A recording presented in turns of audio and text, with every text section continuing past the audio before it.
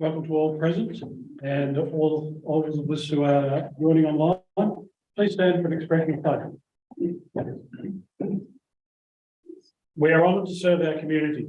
We pray for a community that is smart, culturally rich, prosperous, safe, connected and sustainable. We seek guidance to be an inclusive council, welcoming new ideas, engaging widely and deciding appropriately for our communities both now and for the future. Paramount acknowledgement. The Mount Barker District Council acknowledges the past and present traditional owners of South Australia and pay our respects to the leaders of the traditional custodians of this land. We are honoured to be on the ancestral lands of the Paramount people. We acknowledge the first Australians as the traditional custodians of this continent, whose cultures are among the oldest living cultures in human history. We pay respect to the elders of the community and extend our recognition to their descendants who are present. Please be seated.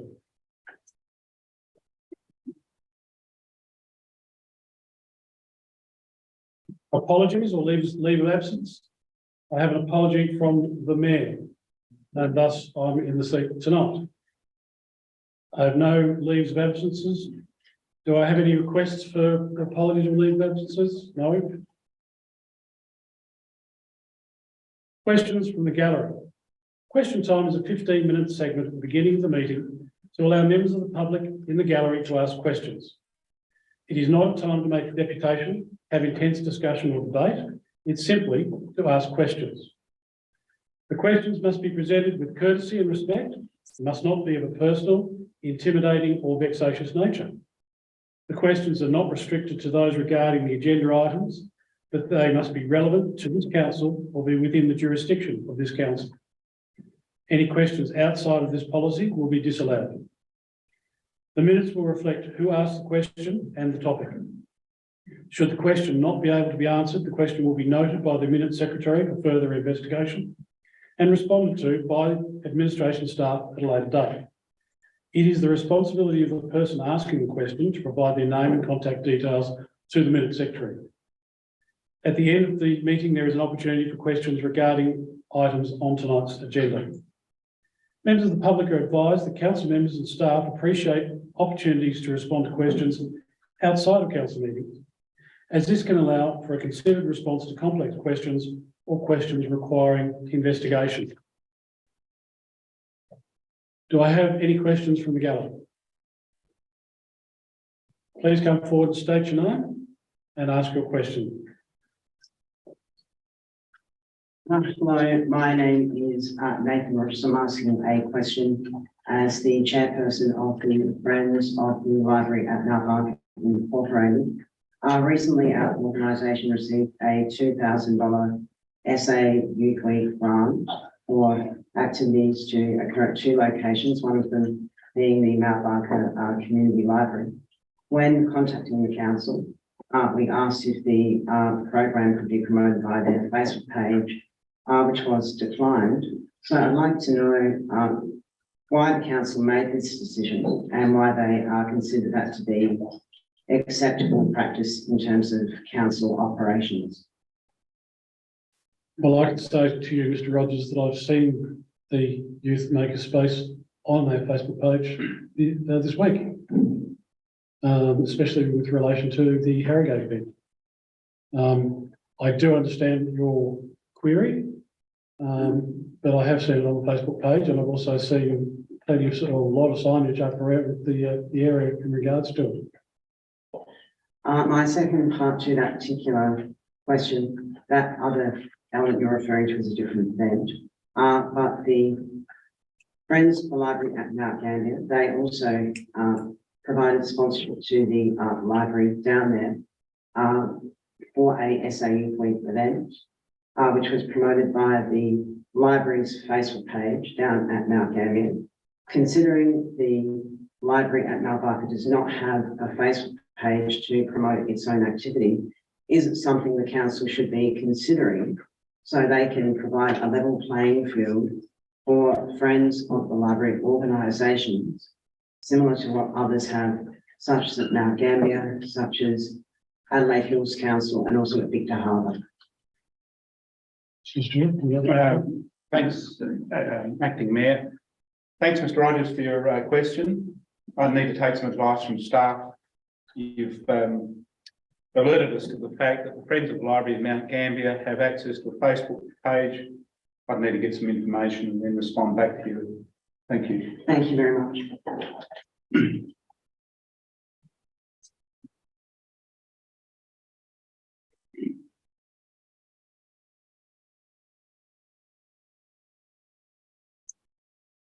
My name is Sue Hamilton. I'm also a friend of the Mount Barker Library, and I would like to back Nathan in his request. And my question to council is, does the library have an independent Facebook site? And if it doesn't, why not?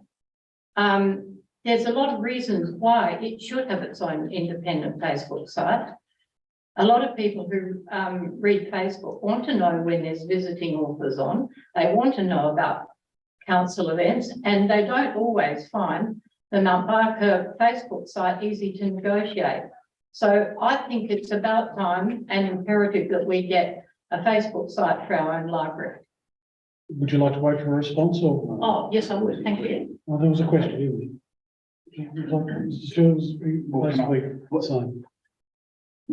So can you just restate the question, please? Right. My question is, I think it is imperative that the Mount Barker Council Library has its own independent Facebook site. I don't think it should be an add-on to the council Facebook I'm site. sorry, It that's should be not actually a independent. question, it's a statement. You did ask a question in all right. regards to. So I can formulate it as a question if you like. I'll formulate it as a question to make sure I comply. Is it true that Mount Barker Library does not have its own independent Facebook site that is not connected to the, or it doesn't piggyback onto the Mount Barker Council Facebook site, but its own totally independent site? Okay, now the answer. Through the chair, it is true that the Mount Barker Council does not have, the Mount Barker Council Library does not have an independent Facebook page at this time. It is a function of council, and their function is run through the council's Facebook site. Currently, the manager of the libraries has continues to promote activities for the Mount Barker Library through the council's corporate Facebook site.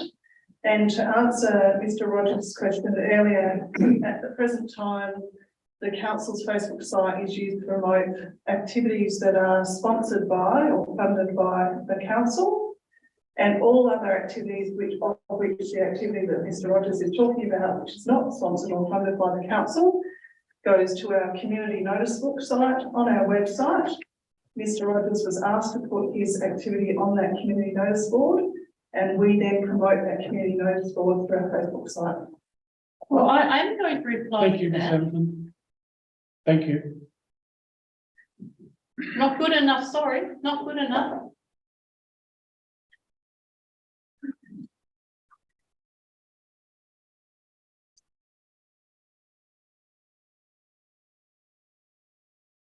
David Butler. Will my address them? Just the location, Mr. Butler. I'd like to thank the council for recently installing a water line for the dog park, which is not quite complete yet, but we're going to wait for a post or something, whatever. But I've got a couple other issues I'd like to ask for. A member of our dog chat has approached the Rotary Club to maybe build a shelter up the car park end of the dog. All right, but we need permission because it's council land, is it not? Or whose land is it? It's council land, council Right. under care We'll control. put a submission up. Yep. All right, they may. We got it in the time frame that was supposed to be done, all right? But they can't do it unless we council give permission to do it, all right? And then the second thing is, there's two large concrete pipes that are sitting up there. A bit far apart, but they've been there since the dog park got developed. And I'm just wondering whether either some soil or dirt or gravel or rubble could be put, because what happens at the moment, children, they climb up on top of it, but some people with dogs put a plastic chair there. The dog jumps on the plastic chair and then on top of the pipe. Well, it'd be good to either maybe have one pipe cut in half, or you go to North Adelaide Dog Park, they've got smaller pipes spaced apart, the dog can run through it, you know, or hoops they can jump over.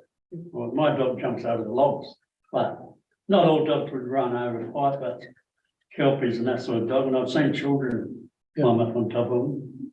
And then the next thing is, now the water line's in, before they finish it, could a T-piece be put in, and then at a later date down the track, could the council consider maybe having a mushroom button that you can press, and the water spouts up for 5 seconds if the dog's near it? Because at the park down the bottom of Glenelson Road there, before near the parklands there, City Council have got 2 of these buttons, and water comes up out of 3 of them, and water comes out of 2 of them. Right? And it's just a little thing that the dogs do, you know. If you'd like to address those questions to Mr. Burton there. Yep. He'll take all those on board. All right. In regards to the shelter, I think that would be planning, would it not? Through you, I'm happy to make time for one of my staff to maybe this month and work through those issues that you put forward and then actually that's what it's. So when we went in contact, Yeah, I'll come and see you just and then I'll give you the name. all right, okay. Thank you. Thank you. Thank you very much.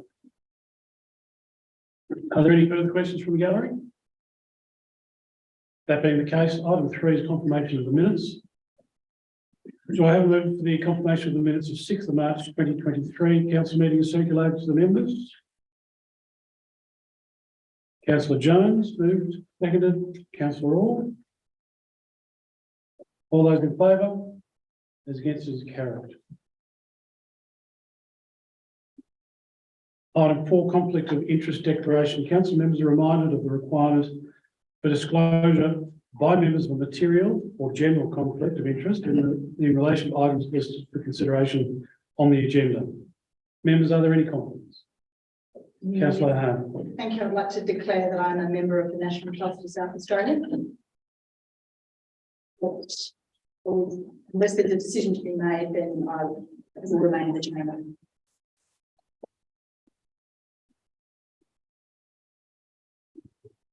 Would that be a material or a general conflict? General. Thank you. Any other conflicts of interest? Councillor Slashy. Thank you, Dr. Mayor. Look, I possibly have a general conflict just regarding item number 13.6, one of the information reports for Littlehampton Primary School, the proposed pedestrian safety improvements. I am a member of the school government myself. And you participate in discussion? Probably participate, so thank you. No further. Item 5, deputations. Tonight we have a deputation from Mr. James Hawker from the National Trust of South Australia Mount Barker branch. Would you like to come forward, Mr. Hawker? You'll have about 5 minutes. You'll have about 5 minutes. Thank you very much. Thank you.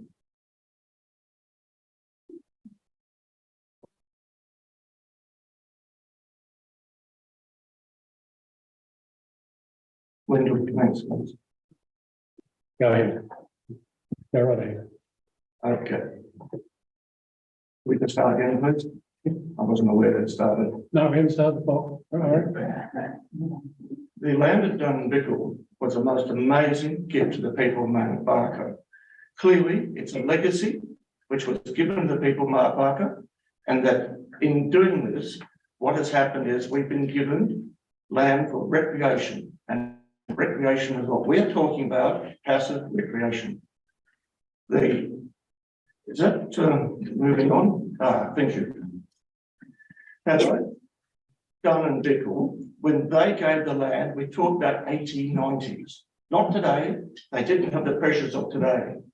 If you look at the top right, the red circle is a Dunn Bickle community land. Bottom left is the red circle, which is Keith Stevenson Park. The blue is your proposed town centre. Councillors, you've shown vision to produce that. The two red areas are the lungs of the town. They are the breathing space for the community. We are talking about maybe 45, 50,000 people in this area. If I was a business person in Gawler Street and Druid Avenue, this will bring people to my area, to my business, rather than to the outside of the outlying business areas. We're going to move in a second to the next slide, which will show the short walk down Druids to the actual Bickle land. And it's a large area. That's okay. It'll go there. So that large area there, which will show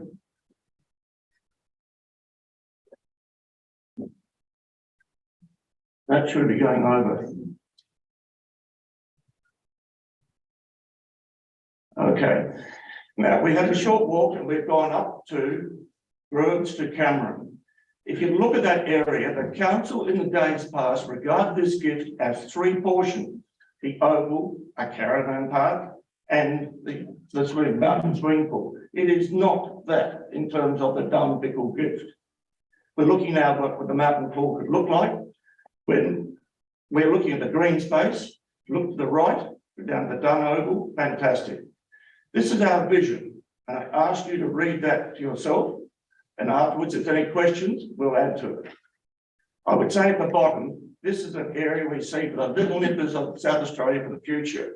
We see for the mums with a pram. We also see it as a second area to go along with Keith Stevenson Park. And this motion was passed by the National Trust. What's it talking about? Passive green recreation space. Not buildings, not some sort of development, university, I don't know. That is our vision. And we think that was a vision of Dunn and Bickle.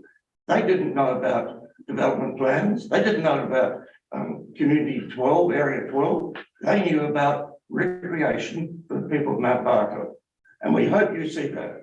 We remind you, this is from John Dunn's title, a gift by way, not part of sale. John also, we understand, gave £100 to the council, which they accepted. In giving the money and the council accepting it, there's an obligation to uphold his vision. In terms of Bickle, it's the same thing. They both work together for the future of Mount Barker. They didn't know we're going to have 45,000 people, let alone what else is coming. So this is, and not by way of sale. I cannot stress this more importantly. You, the current council, have an obligation, in our opinion, to uphold that vision.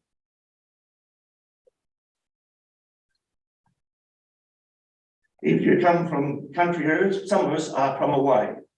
Maybe we've come from the mid-north, maybe we come from wherever. The people in Mount Barker, I hate to tell you, may not know about Dunn and Bickle, but they do know about recreation grounds.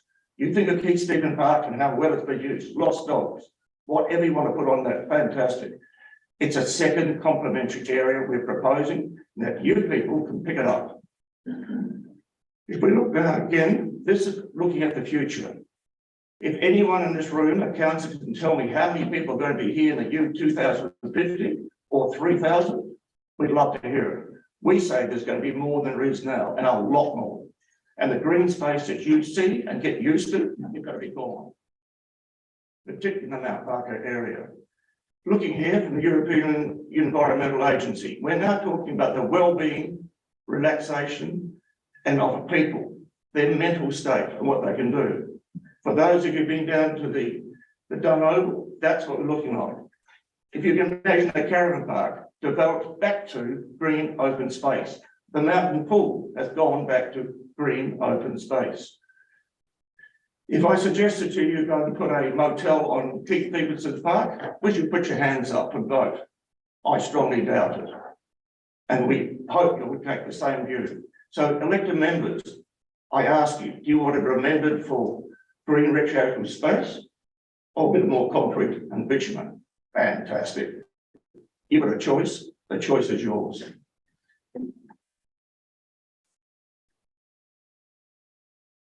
I come back to the regional map, and there is no doubt a lot of the land you see now is already gone. To the left, Southern Cross has got it. All the area from Newham, it's already under development. Can I draw your attention, please, to the piece of paper that we've given you? Okay. Now, the people of the Mount Barker Council have voted recently. They've voted for change. I look around this room and we've read all your little bios, and I see people who've got vision. And I hope that you've got the vision that can share our vision for that green open space. I make it very important. We don't want more bricks and concrete. We do not see that you can put up buildings, substantial buildings in the Dunedin land. We see that, try and remember or project what this place will look like in terms of the 50,000 people sitting here. It will be substantial. If 60,000, I don't know. Can you tell me if the town boundaries will not change again? Thank you very much. Thank you, Mr. Hawker. Does anyone have any questions of Mr. Hawker? I do. Members only, thank you. Councillor Hill. My only question is there something proposed to go there?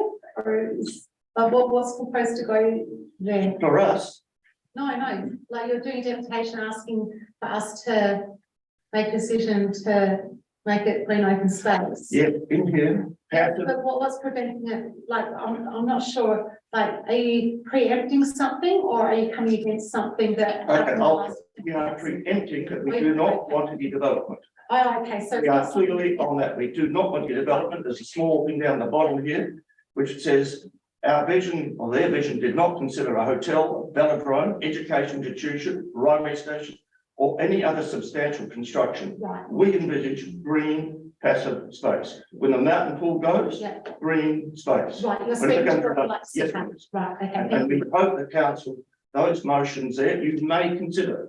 Yeah. It's not our right to tell you what to do, but hell, we could hope. Thank you. Thank you so much. Thank you. Oh, sorry, Councillor Seager. In your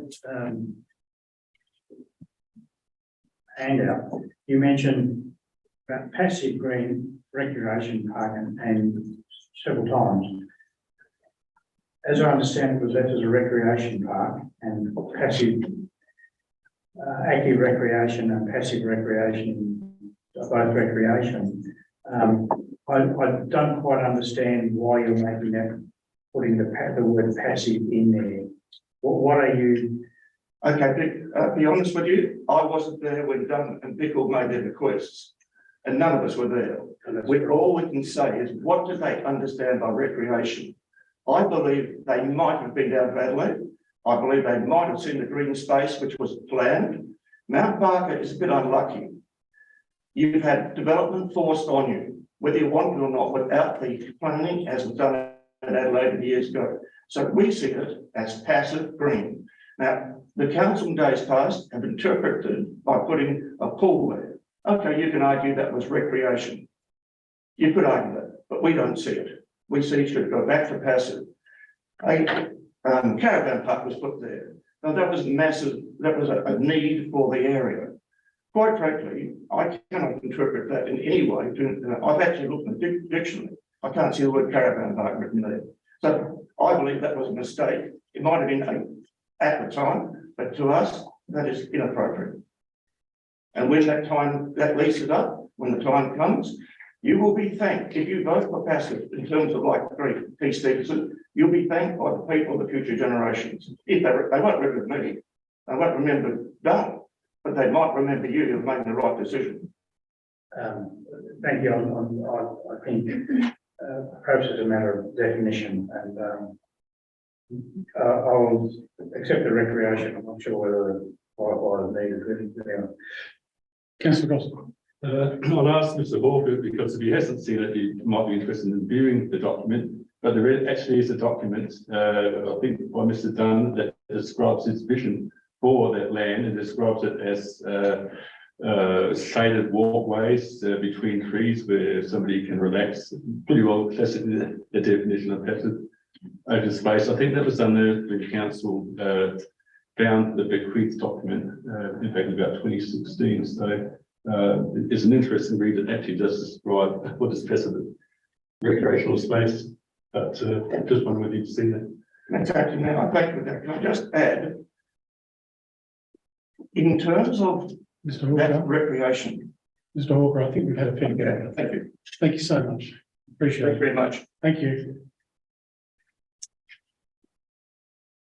We'll move on to questions with notice.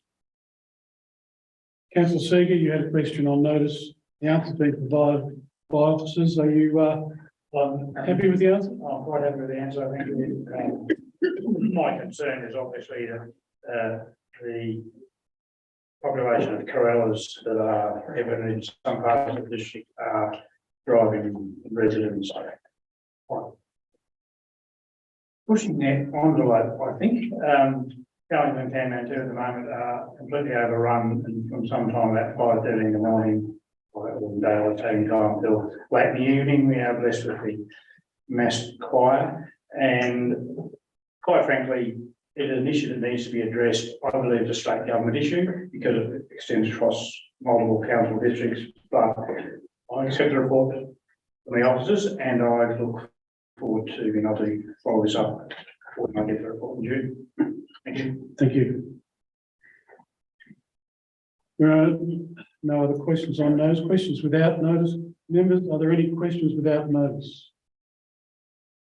Councillor Grosser. Staff and elected members may or may not be aware that the Mount Barker red gum tree, affectionately known as Old Man Barker, near the freeway, Southern Freeway exit, just I think this week won by popular vote and won by a large margin the South Australian Tree of the Year award. I'm just wondering whether if staff are aware of this, and if so, do they consider it would be appropriate to acknowledge and celebrate this win for Mount Barker Red on Facebook and any other avenues? And also, there are concerns that the tree could be endangered by future road construction works that are under design. Whether its presence will be taken into account in any submissions, any input from council to DIT on the design of the new freeway works.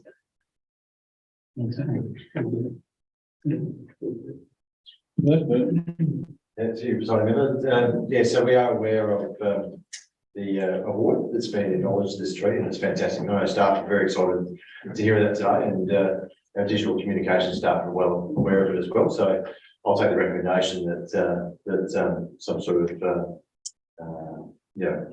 celebration, I guess, of this tree and this award is done over the next week or so. I think it's certainly a great asset for our district. In regards to the second part, our staff have also connected with the Department of Construction and Transport, and they have confirmed that they are fully aware of the tree and the significance of the tree, and we're taking that into account for future design work and looking to conserve and protect that tree at all costs. Well, thank you, great answer, and I think well done to community members too who have publicised this tree and won the award for it. Thank you. Thank you. Are there any other questions without notice? There being none, we'll move on to motions on notice.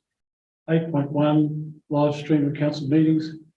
Mr. Stewart, do you have something? I need to confirm that advice that was circulated today that the mayor's motion on notice is deferred to the next meeting for obvious reasons. Thanks. 8.2, motion from Councillor Koo. Councillor Koo, are you happy with the motion as in the agenda? Yes, ma'am. Can I have a seconder for that motion? Councillor Hall.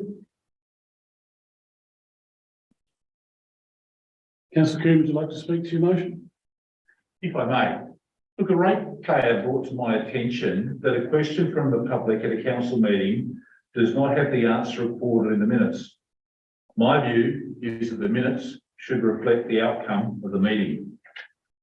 I thought I'd bring what I thought was a relatively straightforward motion to make the minutes more transparent and complete, reflecting the outcome of the meeting. I received a phone call on a Friday evening from the CEO actually asking that question. So my concern is that I trust people understand I'm not looking for war and peace. I'm just looking for a summary. This is not just designed to actually be a copy of Hansard. Motion forward. Councillor Orr, No, thank you, Acting Mayor. is there any further discussion? Councillor Seager.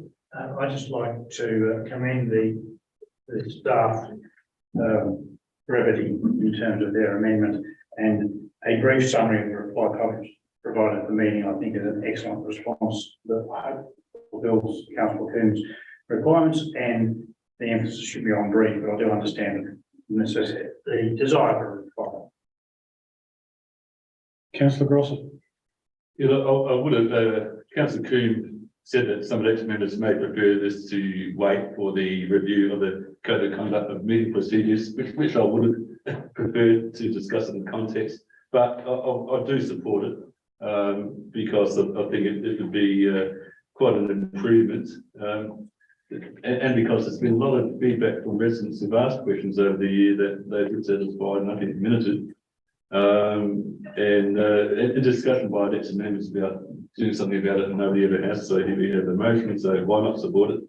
Thought about amending it to include questions from without notice from elected members, bearing in mind that the preferred approach for us to ask questions unnoticed where time permits and there's something urgent. But I think that can wait for review of the code of conduct for meeting procedures, and in the meantime I'll support this. And could I ask, will that be investigated when we have our review of the code of conduct of meeting procedures, the possibility of election member questions without notice receiving a brief minuted response? My understanding is that you can have that minuted by a motion. Correct. But I could. Well, I would imagine it would be on the palette of things to do. Thank you. Any further discussion? Councillor Jones. Thank you, through you, Mayor. I'm not supportive of it as such, and I would prefer to follow the advice by staff that perhaps considering it as our forthcoming review. One of my concerns would be is that to me, it looks like we're encouraging a little bit of a proxy council as such, because if residents want to ask questions and want it documented on paper in the record, they can come to their councillors. We can put those questions on notice and have a response. It's in the agenda. However, if we're trying to allow members of the public to bypass that process and also have that other process of we can ask questions without notice, but then we also have the response there, well, we're defeating the purpose of what we actually have. So in a way, I think we need to, there are instances where we want questions on the record and we want to show that they're being asked. That's what we've been elected to do on behalf of our residents.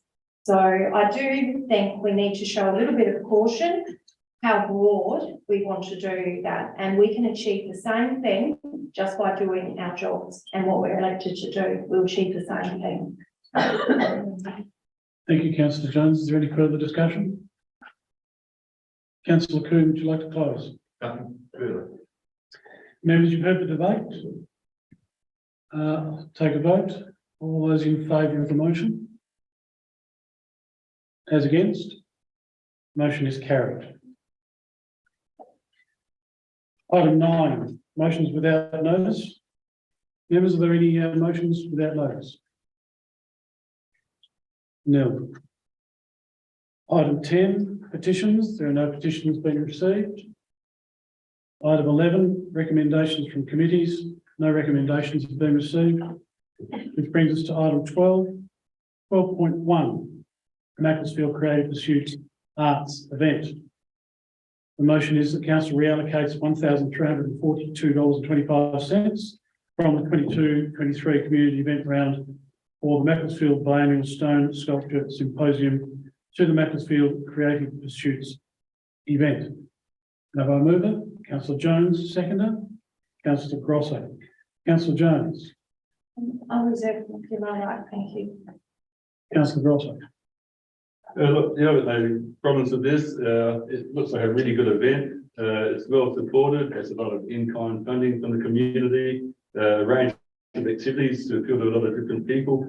And I think, yeah, recognise that Macclesfield is a creative self-help community. They do a lot to promote arts in the town. So I think a good event, and it will help to build community resilience and connectivity. I think staff have got it right with their approval of this. There's not the capacity to have a quick response grant, so hence the motion or the recommendation.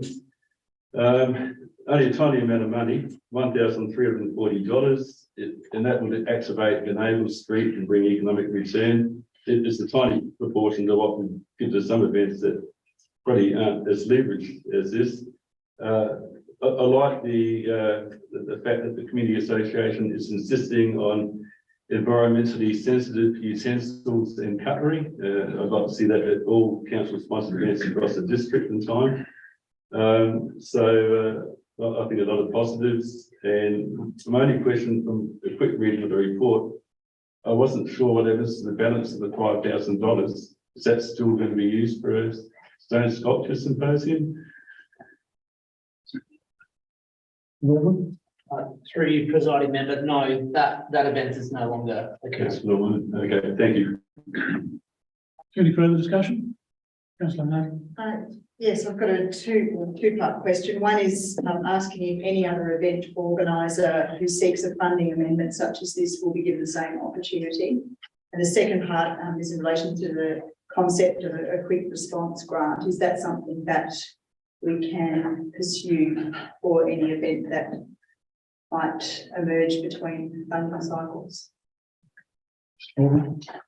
Through you, presiding member, if there's other circumstances that come up like this where there's an alternative event proposed, the merits of that will be determined by staff and recommended to council for a resolution ultimately. So ultimately it'll come back to the council before any decisions made to support. In terms of the second component of your question, we're doing a review as we speak of the community funding model that council has. Engaging a consultant to help prepare that review. That review will consider opportunities like this where there's that quick response. As I suggested earlier in the presentation this evening as a part of the informal briefing, there are events like this that come up on an ad hoc basis. It's not easy often to be able to respond. So that opportunity to be able to respond where there's a great idea, a great community behind it, and the opportunity there will be great to have a funding avenue for that to move through in a more consistent manner. Thank you. Any further discussion? Councillor Jones, would you like to close? Thank you. Firstly, I would like to commend the Macclesfield Community Association for their ongoing support and encouragement of developing and cultivating events, especially in relation to arts. And I do look forward to seeing some criteria and reference in regards to a rapid response for community events, but I remind everyone we don't have that in place yet. It is unfortunate that the Macclesfield Biennial Stone Sculpture Symposium, which was awarded for a $5,000 community event grant, is not going ahead for various reasons. However, as per the community event grant program criteria, which is publicly available on our website, I quote, "If you are allocated funding and the event does not proceed, the funds will be forfeited back to council to potentially be relocated to another event through subsequent grant rounds. The money will not be held in trust for the original applicant for their event in subsequent years. I also noted the following. Again, I quote, all event organisers, community groups must participate in the expression of interest process regardless of previous funding arrangements. There is a reason we have a community event grant program so that we can provide support and funding to community groups to deliver events within the district. I am not against the proposal at all or the event submitted by the MCA, and I believe a lot of genuine thought, consideration and effort has gone into the creation and organisation of the event. However, I represent all community groups in the district, not just one, and I want to ensure the process is transparent and fair. We have the criteria available to us, as do all the groups. I presume it's so we follow it. As a previous and current member of the Community Grants Assessment Panel, staff and other panel members put a significant amount of time, research and consideration into the distribution of grants. And I'm aware this is a different grant program, it's for events. All are assessed against criteria and go through the same application process. I would presume Community Event Grant Program should undertake the same. I expect some are going to say it's only $1,342.25 that we're talking about, but I'm not concerned about the event or the amount. I'm concerned about the process and that the same process is available to all groups. We clearly state applications are assessed against the assessment criteria and recommendations are made to council for approval. One of the assessment criteria is detailed, costed and balanced budget with quotes and realistic pricing. There was no evidence of this, and I'm not comfortable with that. Going back a step further, why do we have an arts plan? To provide a framework, keyword framework, for council and the community to develop and support arts and creative activities. It provides council with a roadmap in relation to investment in the arts. Action F26 states, again I quote, increase the capacity of artists and arts organisations to access and source funding for arts projects. It doesn't specifically state that we must fund every project. However, through our transparent and fair community event program, we can. Therefore, I will not support the reallocation of monies as recommended, not because I don't support the event, but because we are not following our own endorsed process, which we expect all other community groups to follow. We don't have a rapid response process in place at the moment, but I'm happy to hear that we're heading that way. Being such a small amount, I would have thought applying for award donation or approaching some of the local businesses who will benefit from the extra patronage for support would be a better option. And on a final note, I'll remind my fellow councillors a few meetings ago how important it was to some of us to have clarity on criteria surrounding supporting grants that we provide to the community. So much so, we deferred an agenda item in order to allow for further workshopping. So having transparency around awarding funds against set criteria is important, as it should be. We have that criteria. Are we supporting it? And will we accept ad hoc requests, especially with the gather round approaching, from local cafes, restaurants, community groups who want to provide a musician at the front of their cafe? They want to provide an artist and they're going to approach us and ask us to fund the artist or the musician, because that's exactly what we're proposing to do here. Where do we stop? And we have a process in place. Should we follow it? Thank you. Thank you, Councillor Jones. You've all heard the debate. I'll put the recommendation to you. All those in favour? As against? Division, please. Unfinished open vote yet. That this, oh, yes, so on the basis of that vote, it is carried, the division has been called. All those in favour, please stand.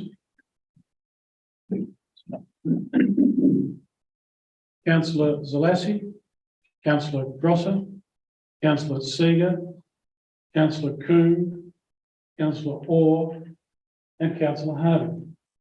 All those against, please stand. Councillor Hewitt, Councillor Hardingham, Councillor Jones. On that basis, the motion is carried. Moving on to item 12.2, endorsement of Southern Hills Local Government Association nomination for delegate to Surrey. There is a recommendation in the agenda.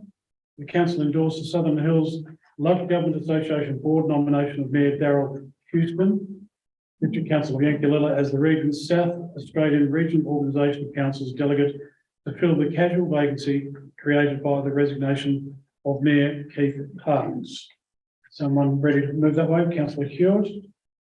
We have seconder, Councillor Orr. Councillor Hewitt, do you wish to speak? Yes, thank you, Mayor. I attended that meeting and I have met the said person and he is a very good candidate and I have full faith that he'll do a really good job. So I do support that motion. Thank you. Councillor Orr. Nothing further, right? Thank you, Acting Mayor. Is there any further discussion? No, thank you, Mayor. Then I shall take the vote. All those in favour? It is unanimous. 12.3, ward donations. Ward donations are up there for you. Are there any further donations? Councillor Jones? Thank you. If possible, may I please make a $100 donation? Councillor and Doctor, I wish I was, but to the National Trust of SA Mount Barker Branch, please.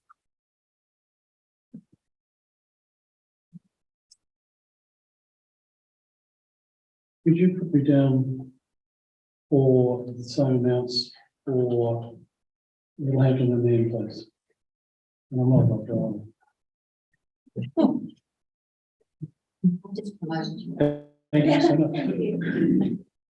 Sorry, that was so romantic. The so Littlehampton Community Association and myself. Thank you. Any others? There being no others, would someone like to, as soon as that's finished done? Right, would someone like to move that way? Councillor Seager. Seconder, please, Councillor Zalassi. All those in favour? Against? It's carried. Thank you. Would someone like to go and grab Councillor Harding, please? Thank you. Item 13, information reports. I need to quickly end this. Yeah.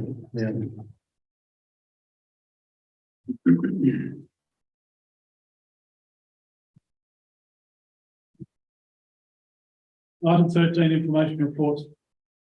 I have a recommendation before you that the following 6 information reports be noted on block. I'll seek a mover and a seconder for all the reports and we'll discuss them individually. Mover, Councillor Orr, seconder, Councillor Jones. 13.1, Fire to Flourish project update. Any discussion? Councillor Harding. Thank you, Deputy Mayor.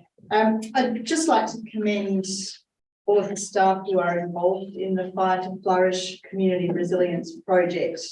They are absolute champions and they are doing such good things to strengthen, support and empower our communities. The Exploring Traditional Land and Fire Management project to increase the capacity of Paramount people and other Aboriginal Australians in the district is just another example of their great work. Thank you very much. Any other discussion on that report? 13.2, Laratinga Water Recovery Plant Dual Early Contractor Involvement Contract Award. Anyone wish to discuss that one? No? 13.3, Capital Works Program. Councillor Gross. A couple of comments and a question. In relation to the Old Mount Barker Road, which is now, looks like it may not be feasible to do the road widening and safety improvements. I think great. I've driven this road recently a couple of times, just looking at the issues. And if it's driven at a reasonable speed, as in below 60, it's quite safe. There's one section that perhaps could be made 40 or 50. But the road, if we manage speeds, I don't think it needs an expensive and environmentally destructive road widening program, because there is fantastic roadside vegetation along there that will go if it's wide. And there's also a secondary road. We have a main road from Echunga to Mount Barker, so very low priority in my opinion. I'm glad to see that will get shelved if it does. A question in relation to the recreation centre climate amelioration works. It references air conditioning and insulation on the north facing, on the northern wall. Could I find out whether it is the northern wall only that's getting insulated, or the whole building? The whole roof. I'll have to take that on notice. Sorry, Councillor, and I'm not sponsoring that project myself, but I'll take that on notice, get an answer back. Oh, good. I'll be waiting anxiously, because I've been raising this for at least 7 years, and it needs the roof as well is very subjected to intense heat. It needs pretty well complete enveloping, which I always thought had been the intention. And we have a lot of heat cancellations there. 500 users pre-COVID per week. Plus all their parents that suffer the heat and the cold. So I'm really hoping that it is the whole area, despite despite cost increases. And in relation to another item, the Hyson Boulevard crossing, which is put on hold, waiting negotiations with DET. Is there anything I can tell the cyclists that keep advocating that we get at least a temporary crossing there for pedestrians and cyclists, which may not be particularly high cost, but would be appreciated by a lot of people. Anything I can tell them? You're referring to the level crossing? Sorry? Are you referring to railway line? Yes. That may be a low cost, but you still got to negotiate with the rail owners. That's the problem. I would understand that would be part of the issue. Yes. So I thought we did discuss some months ago the possibility of a temporary crossing. Is that possibility? Yeah, definitely. The temporary crossing, as pointed out, is problematic because the approval process will need to go through the rail authority, and temporary crossing will be not so temporary. It would need to meet all the required standards. So it's our decision to hold out for the full crossing be implemented, both road and pedestrian and cyclist crossings at the same time. Thanks, Mr. Burton. Thanks, Mayor, acting Mayor, and disappointed cyclists, but there's one. Well, the Mayor, probably Councillor, acting. That's right. You know, Councillor Ian, of course, the cyclists can be encouraged to make their concerns known to their local MP and to the department.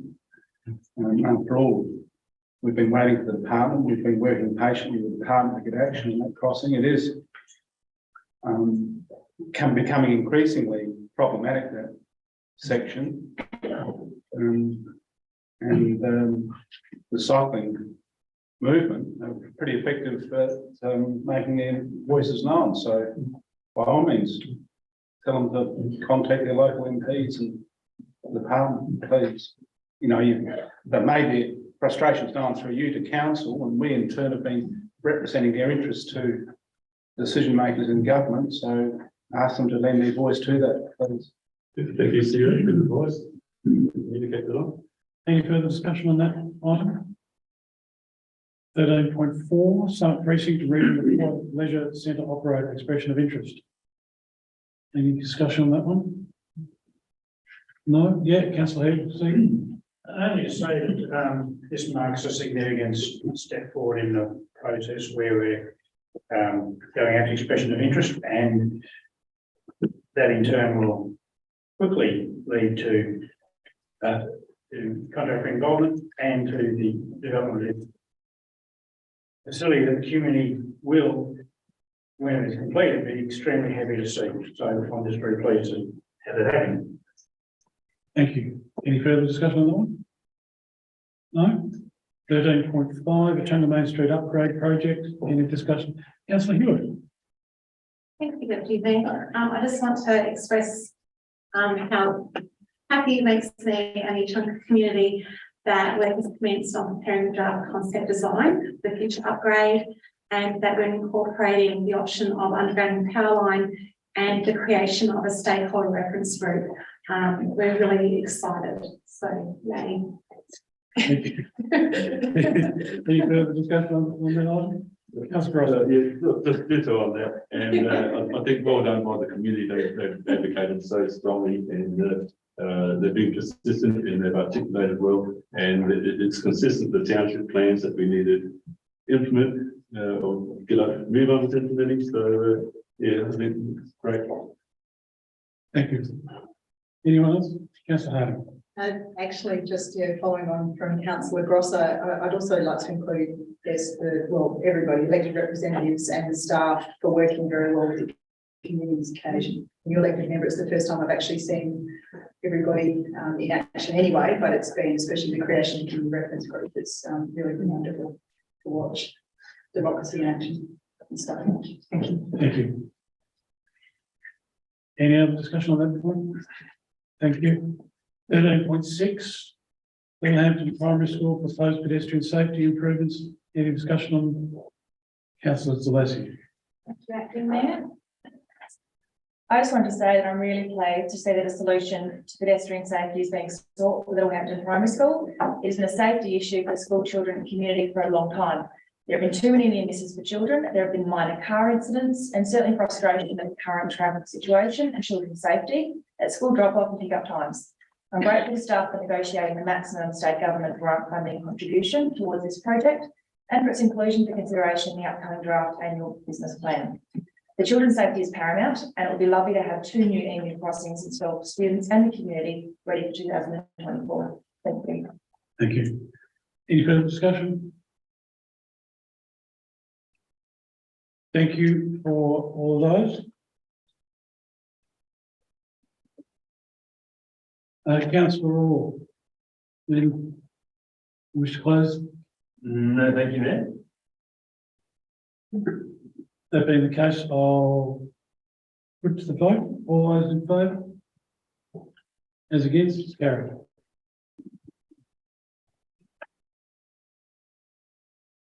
Item 14, quarterly reports. The recommendation following 2 reports being noted on block. Do I have a mover for that? Councillor Hewitt, and seconder, Councillor Jones. We'll deal with them individually. Does anyone wish to discuss item 14.1? Southern Hills Local Government Association update report? Councillor Hewitt. Thank you, Mayor. Yes, Phil, Bert and I had the pleasure of attending that meeting, and it was a really good experience, and it was very interesting, and support everything that's in that report. And I just ask that you accept that report, and we can hopefully, improve on it. Thank you. Any further discussion on 14.1? 14.2, Adelaide Hills Regional Waste Management Authority quarterly report, October to December 22. Any discussion on that one? No. Councillor Hewitt, do you wish to close? Nothing more. Thank you, Mayor. Councillor Jones, do you have anything? No. So to the vote, all those in favour? As against, is carried unanimously. Item 15, Mayor's report. Mayor Leach has submitted his report for inclusion in the minutes. Members' reports. Item 16, members are encouraged to provide their reports to the minute secretary in advance of meetings. Item 17, questions arising from the council meeting. Are there any questions from the gallery in regards to any of the items the council is meeting tonight? There being none.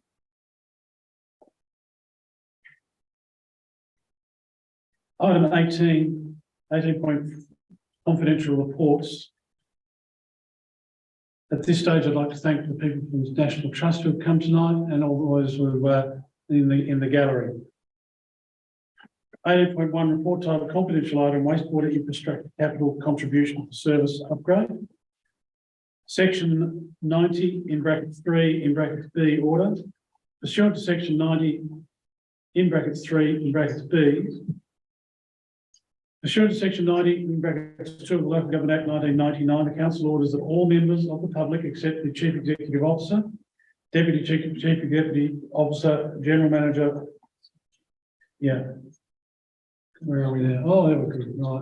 Right. General Manager Governance, Strategic Projects and Wastewater, Recyclable Water, General Manager Infrastructure, Executive Manager the CEO, General Manager Planning and Community, Acting General Manager Corporate Services, Head of Wastewater, Manager of Water Capital Delivery, the Minute Secretary, be excluded from attendance at the meeting for agenda item 18.1, wastewater infrastructure capital service upgrade.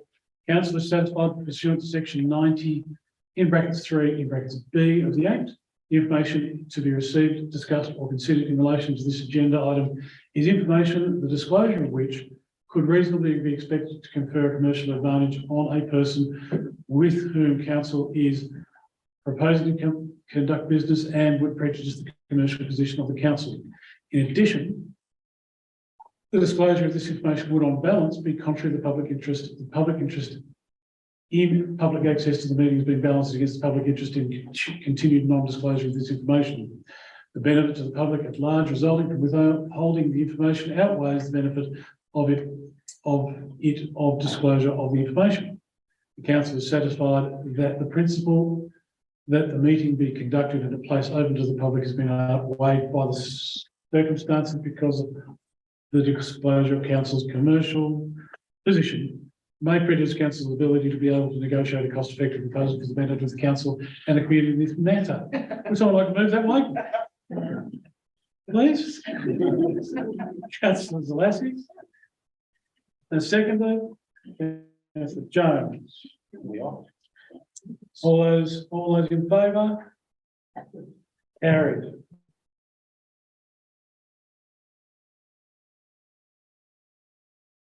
Record.